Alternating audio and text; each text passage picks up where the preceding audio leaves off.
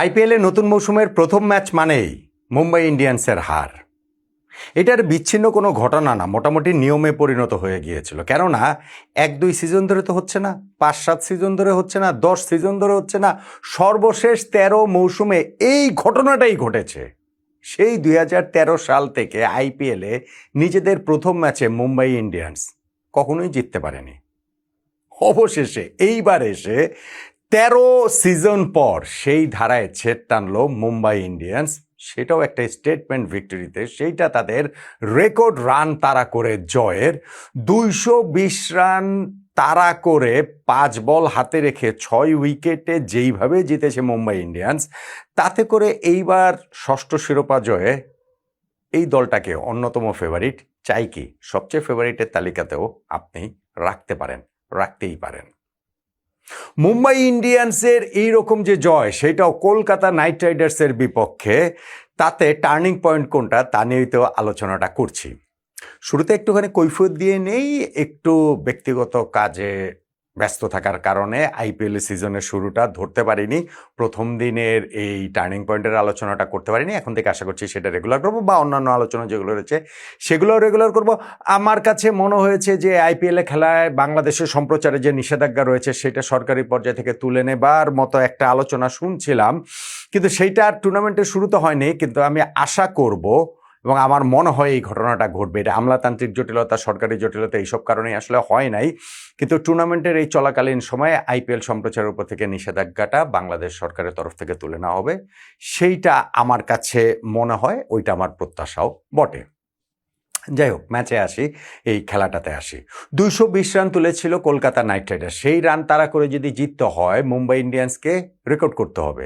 তারা তাদের আইপিএলের ইতিহাসে কখনোই এত রান তারা করে জেতেননি। 5বার তারা চ্যাম্পিয়ন হয়েছিল। আর যখন আপনি মাথায় রাখবেন, চ্যাম্পিয়ন হওয়ার সত্ত্বে আর যখন আপনি মাথায় রাখবেন যে গত 13 সিজন ধরে সিজনের প্রথম ম্যাচ তারা জিতে না, তখন মাঝ পর্যায়ে কি কলকাতা নাইট রাইডার্সকে একটুখানি ফেভারিট মনে হচ্ছিল? দেন এগেইন, আপনি যদি আইপিএলের শুরুটা দেখেন, প্রথম ম্যাচটা দেখেন, যেখানে রয়্যাল চ্যালেঞ্জার্স বেঙ্গালুরু তারা বিরাট কোহলির দল 201 রান তাড়া করে তারা জিতে গিয়েছিল 26 বল হাতে রেখে 6 উইকেটে। এইটাও কিন্তু আবার মুম্বাই ইন্ডিয়ান্সকে, রোহিত শর্মার দলকে কনফিডেন্স দেওয়ার কথা। আর সেই রান তাড়া করে তারা জিতে গেল কি সহজে, কি অনায়াসে। সত্যি সত্যি বলছি, আমি 5 বল হাতে রেখে যে ম্যাচটা জিতেছে, এইটাতে অনেকে ভাবতে পারেন যারা খেলাটা ফলো করেন নাই যে না, তাদের জিততে একটু কষ্ট হয়েছে। ইনফ্যাক্ট ম্যাচের শেষ দিকে কমেন্টেটররাও খুব করে চেষ্টা করছিলেন যে না, ম্যাচটা যে খুব জমে উঠেছে সেটা বোঝানোর জন্য।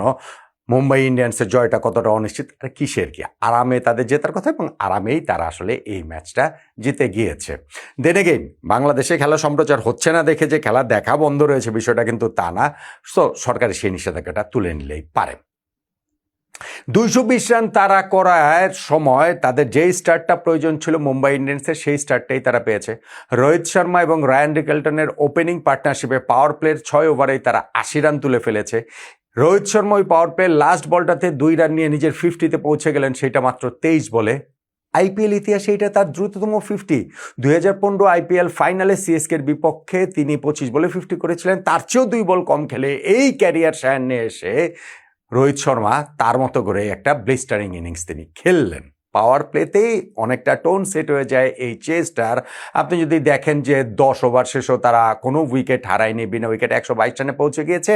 পরের 10 ওভারে আর 99 রান লাগে, চেসটা অনেক ইজি হয়ে গিয়েছে না? হ্যাঁ, রোহিত শর্মা ফাইনালে গিয়ে 38 বলে 78 রান করার একটা বিস্ফোরক ইনিংস খেলে তিনি আউট হয়েছেন বটে, এবং আউটটাতে অনুকূল রয় ফ্যান্টাস্টিক একটা ক্যাচ ধরেছেন, মিডন থেকে দৌড়ে গিয়ে মিড উইকেটে ঝাঁপিয়ে পড়ে অসাধারণ একটা ক্যাচ ধরেছেন। সেই কারণে হয়তো বা রোহিত শর্মার সেঞ্চুরিটা হলো না, নাই বা হলো, কিন্তু ওই যে 11.5 ওভারে 148 রানে যে ওপেনিং পার্টনারশিপটা করে দিয়েছেন, এরপরে তাদের আর 49 বলে 73 রান প্রয়োজন ছিল। মানে চেইসটা তখন মুম্বাই ইন্ডিয়ান্সের জন্য একেবারে ইজি হয়ে গিয়েছিল। রায়ান রিকেলটনের কথা বলতে হবে যে মুম্বাই ইন্ডিয়ান্স তার উপরে আস্থা রেখেছে, একাদশে তাকে রেখেছে, কুইন্টন ডিককের চেয়েও এগিয়ে রেখে আস্থায় রেখে তাকে একাদশে রেখেছে, এবং সেই প্রতিদানটা তো তিনি দিয়েছেন রোহিত শর্মার সঙ্গে ওপেনিং পার্টনারশিপে। আর নিজেও একটা অসাধারণ ইনিংস তিনি খেলেছেন এই জায়গাটাতে। আরও ওই যে 81 রানের একটা ইনিংস তিনি খেলেছেন 43 বলে, আউট হয়েছেন একটু বিজার ফ্যাশনে। তিনি যেভাবে আউটটা হয়েছেন, রান আউট হয়েছেন, দ্বিতীয় রান নিতে গিয়ে ফেরত আসার সময় ব্লেসিং মুজারাবানির কারণেই একটু ফেরত আসতে পারেনি, আবার মুজারাবানি ইচ্ছা করে তার পরটা আটকানি ডিরেক্ট হতে সেই অনুকূল নয়, তিনি হচ্ছে গিয়ে ডিরেক্ট হতে স্ট্যাম্প ভেঙে দিয়েছেন। তো ওই জায়গাটাতে রায়ান রিকলটন আউট হয়েছেন। তার আগে ও আউট হয়ে গিয়েছিলেন সূর্যকুমার যাদব, যিনি নেমেই প্রথম বলে 4 মেরেছেন, 8 বলে 16 রান করে আউট হয়েছেন। কিন্তু এগুলোতে আসলে কিছুতেই কিছু যায় আসেনি। শেষ 5 ওভারে 38 রান প্রয়োজন ছিল, তখন রিকলটন আউট হয়েছেন। এরপরেই বা কি যায় আসে, আউট হয়েছেন। তারপরে তিলক ভার্মাকে লাস্ট ওভারটাতে গিয়ে প্রথম বলটাতেই ম্যাচটা শেষ করে দিয়েছে মুম্বাই ইন্ডিয়ান্স। তারা 5 বল হাতে রেখে 6 উইকেটে ম্যাচটা জিতে গিয়েছে। ফলে 220 রান তারা করেছে, তারা ভীষণ রকম আয়াসে, ভীষণ রকম সহজে, সেই কথাটা বলতেই হবে। এখন কলকাতা নাইট রাইডার্স যে 220 রানটাও ডিফেন্ড করতে পারলো না, আরও বেশি কিছু রান কি তারা করতে পারতো না? অন্তত আরও 20টা রান কি তারা করতে পারতো না? দেখেন, টি20 ম্যাচে অনেক এটা প্রায়শই ঘটে থাকে যে যেই টিমটা আগে ব্যাটিং করে হেরে যায়, ম্যাচ শেষে মনে হয় যে না 15-20টা রান, 20-25টা রান, 25-30টা রান বেশি করলে ম্যাচের রেজাল্ট হয়তো অন্যরকম হতে পারতো। কলকাতা নাইট রাইডার্সের সেটা করার এভরি পসিবিলিটিস কিন্তু ছিল। তাদেরও শুরুটা দুর্দান্ত হয়েছিল, ওপেনিং পার্টনারশিপে তারাও 67 রান তুলে ফেলেছিল। আজিঙ্কা রাহানে এবং ফিনালেন তো 17 বলে 37 রানের একটা দুর্দান্ত ইনিংস তিনি খেলেছেন। শার্দুল ঠাকুর এসে একটা স্লোয়ারে তাকে আউট করেছেন, পার্টনারশিপটা ব্রেক করেছেন, কিন্তু তারপরে তো পাওয়ার প্লেতে 1 উইকেটে 78 রান কলকাতা নাইট রাইডার্স তুলে ফেলেছিল। তাদের তো 10 ওভারে 2 উইকেটে তারা 120 রানে পৌঁছে গিয়েছিল। ক্যামেরন গ্রিন আউট হয়েছেন। গ্রিন একটা ভালো স্টার্ট করেছিলেন, ভাই 25 কোটি রুপির প্লেয়ার, একটা ভালো স্টার্ট করেছেন, কিন্তু সেটাতে বড় ইনিংসে তো আর কনভার্ট করতে পারেনি। ওই ডিসঅ্যাপয়েন্টমেন্টটা আসলে থাকবেই। তো তারপরেও 10 ওভারে তারা 2 উইকেটে পৌঁছে গিয়েছিল 100, ওইখানটাতে হচ্ছে গিয়ে কত 120 রান, 100 ওই রকমই। শেষ 10 ওভারে তারা আর মাত্র 100 রান যোগ করতে পেরেছে। এইটা আসলে একটু ডিসঅ্যাপয়েন্টিং। এইখানটাতে তাদের আরও বেশি রান যোগ করার কথা ছিল, এবং সেইটা তারা আসলে পারে নাই কেন? আপনি যদি দেখেন 11 ওভার শেষে 2 উইকেটে 132 রান ছিল, তারপরে 12 নম্বর, 13 নম্বর, 14 নম্বর, এই 3টা ওভার একটু খেয়াল করেন। এই 3টা ওভারে 12 নম্বর ওভারে বোলিংয়ে ফেরত আনানো হয়েছে জাসপ্রীত বুমরাকে, যিনি এখানটাতে এসে মাত্র 5 রান দিলেন। 13 নম্বর ওভারটাতে ট্রেন্ট বোলকে বোলিং করানো হয়েছে, মাত্র 8 রান দিলেন। এবং 14 নম্বর ওভারটাতে শার্দুল ঠাকুরকে আবার ফিরিয়ে আনা হয়েছে, সেই শার্দুল ঠাকুর 8 রান দিয়ে তিনি উইকেট তুলে নিলেন আজিঙ্কা রাহানের, যিনি 40 বলে 67 রানের একটা ইনিংস খেলেছেন। তো মোমেন্টামটা যখন পুরোপুরি কলকাতা নাইট রাইডার্সের দিকে, তারা 11 ওভারে 132 রান করে ফেলেছে 2 উইকেটে, প্রতি ওভার থেকেই মানে 10 রান, 12 রান, 15 রান, 17 রান করে আসছে।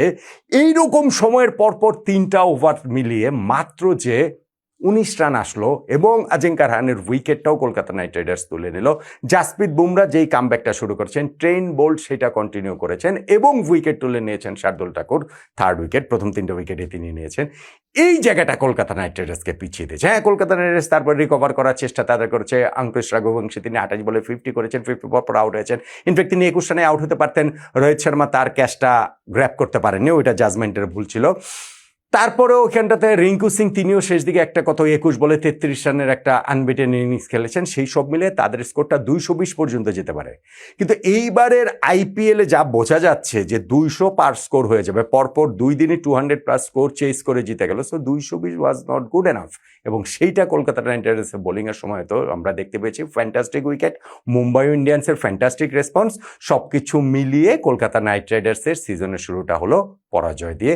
মুম্বাই ইন্ডিয়ান্স 13 বছর ধরে যে অভিশাপ বয়ে নিয়ে আসছে, সিজনের প্রথম ম্যাচে পরাজয়ের, অবশেষে সেই অভিশাপ তারা কাটালো কলকাতা নাইট রাইডার্সের বিপক্ষে 6 উইকেটের এই জয়টাতে।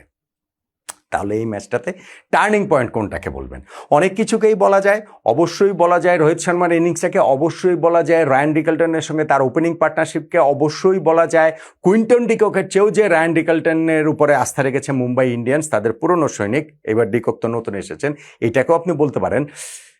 কিন্তু আমার কাছে টার্নিং পয়েন্ট সত্যিকার অর্থে ওই কলকাতা নাইট রাইডার্সের ব্যাটিং ইনিংসের 12, 13, 14 নম্বর যেই 3টে ওভারের কথা আমি বললাম, যেই 3 ওভারটাতে জাসপ্রীত বুমরা, ট্রেন্ট বোল্ট এবং শার্দুল ঠাকুর মিলিয়ে মাত্র 19 রান দিয়েছেন।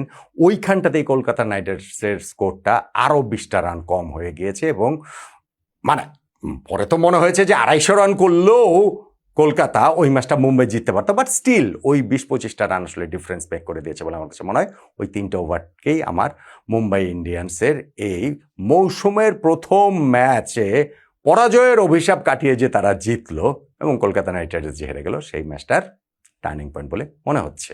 কতটা একমত আপনি জানাতে পারেন?